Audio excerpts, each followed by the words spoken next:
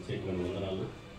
ఎందుకంటే ఎవరు ఎక్కడ ఏ ప్రాంతం నుంచి వచ్చినా కూడా అది నా ఇల్లని, నా యొక్క కుటుంబం అని వచ్చిన వాళ్ళు చాలామంది అపోస్తుల కుటుంబాలు ఉన్నారు. అలాగే ఇక్కడ విజయవాడ పట్టణ ప్రత్యేకమైన సేవకులకి, ప్రత్యేకమైన ఆహ్వానించినటువంటి వారికి కూడా ప్రత్యేకమైన వందనాలు.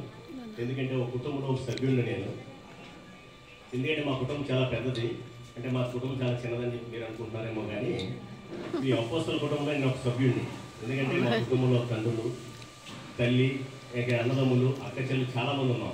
ఎందుకంటే వరుసలో కొంతమంది కుటుంబంలో పెట్టుకుంటారు, ఎందుకంటే ముందు పుట్టినాడు కల్లానే వెనకాల పుట్టినాడు తమ్ముడని చెప్పొచ్చేమో, కానీ మా అపోస్తల కుటుంబంలో ప్రతి ఒక్కరు కూడా పెద్దలే, ప్రతి ఒక్కరు కూడా సేవకులే. ఎందుకు చెప్పాలంటే ఈ ఆత్మీయ కుటుంబంలో ఉన్నవారికి తెలుస్తుంది, చూసేవారికి కొంత తెలుసుండొచ్చు, కానీ అనుభవించేవారికి మాత్రం సమస్తం తెలుస్తుంది. ఎందుకంటే ఈ కుటుంబం ఎవరు అద్దెకిచ్చేది కాదు, లేకపోతే ఎవరు ఇంకోటి అమ్మేది కాదు. ఇది దేవుడి ద్వారా ఆ కుటుంబాన్ని ఏర్పరుస్తున్నటువంటి దేవునికే మహిమ కలుగును గాక. ఎందుకంటే అపోస్తల కుటుంబంలో సీఎం రాజ్ కుమార్ గారు వారి వయసులో చిన్నవారైనప్పటికీ వారు చేస్తున్న పరిచర్య చాలా పెద్దది. ఎందుకంటే అనేక ప్రాంతాల్లో ఎందుకంటే వారు వెళ్ళిన దేశాలు చాలా ఉన్నాయి, ఇంకా వెళ్ళిన దేశాలు చాలా ఉన్నాయి, వెళ్ళి వచ్చినటువంటి దేశాలు. వారు విరామం లేకుండా వారు చేతుల్లో చూస్తేనే మాకు ఆశ్చర్యం కలుగుతుంది.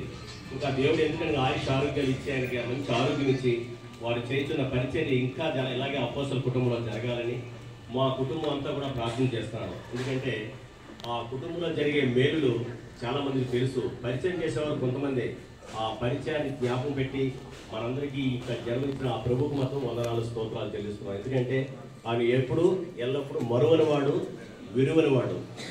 ఎందుకంటే చూస్తున్న మన దేవుడు కనుక ఆ దేవుడితో మనందరం ఎప్పుడు ఇలాగే ఇంకా అపోసరైన కుటుంబం కాదు, ఈ లోక కుటుంబం అంతా ఆయనదే. ఎందుకంటే ఆయన ఇది మంచిది అని మనందరికీ ఇచ్చాడు కనుక ఆ మంచిలో మనం కూడా మంచివాళ్ళై ఉంటే ఇంకా ఎంతో ఆనందం, సంతోషం. ఎందుకంటే ఈ అపోస్తల కుటుంబంలో అనేక మంది, ఎందుకంటే ప్రతినిత్యము కూడా చాలామంది చూశారు.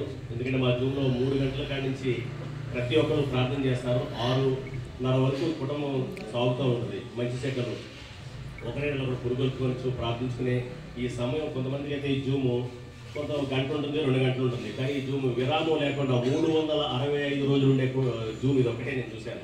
మరి ఇంకా ఉన్నాయేమో నాకైతే. ఎందుకంటే ఈ జూమ్లో మేము ఎప్పుడు రావాలన్నా, కలుసుకోవాలన్నా, మాట్లాడుకోవాలన్నా ఈ జూమ్లో ఆ ఫెసిలిటీ దేవుడు సీఎం రాజ్ కుమార్ గారి ద్వారా ఏర్పరిచారు. ఎందుకంటే ఈ కుటుంబం 2 గంటలకు వచ్చి ప్రార్థన చేసేవాళ్ళు ఉన్నారు, 3 గంటలకి, 4 గంటలకి, 5:30 వరకు ప్రతి ఒక్కరి గురించి, దేశాల గురించి, ప్రతి ఒక్క బోర్డు గురించి ప్రార్థన చేసేవాళ్ళు ఉన్నారు. తర్వాత 5:30 గంటలకు వాక్యం అందిస్తారు.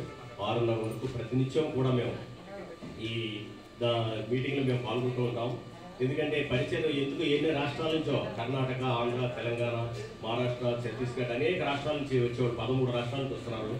వారందరూ కూడా పాల్గొంటారు. ఎందుకంటే భాష వేరైనప్పటికీ దేవుని యొక్క నామం మాత్రం అన్ని నామం కన్నా పైనామం కనుక ఆ నామంలో మనందరూ ఈ కుటుంబంలో చేరుకున్నాం. మరి అలాగే సహోదరి శివకుమార్ గారి గురించి, ఎందుకంటే ఆమె సంతోషం అవతల ఉండదు. ఎందుకంటే 2022లో వచ్చాను నేను, మళ్ళీ పోయిన 23లో రాలేకపోయాను. ఇప్పుడు నేను వచ్చాను బెంగళూరు నుంచి. ఎందుకంటే ఆ అమ్మ అందరికీ మేడం అంటారు, కానీ నాకు మాత్రం సహోదరే. ఎందుకంటే మేడం అంటారు, నేను మేడం అని పిల్లలేను, ఎందుకంటే మాకు సహోదరి కాబట్టి. ఎందుకంటే ఆమె సంతోషం చాలా ఆనందకరమైనటువంటిది.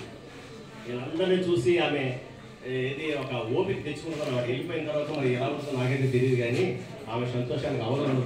కానీ ప్రతి ఒక్కరు ఈ సంతోషం ఇలా ఉంటే మాత్రం అపోస్తల కుటుంబంలోనే కాదు, ప్రతి ఒక్క కుటుంబంలో కూడా యేసయ్య ఉంటాడు. ఆయన యొక్క వీళ్ళు చూస్తారని నా యొక్క నమ్మకం. ఈ అవకాశం ఇచ్చినట్టు అధ్యక్షులు గారు కూడా వందనాలు.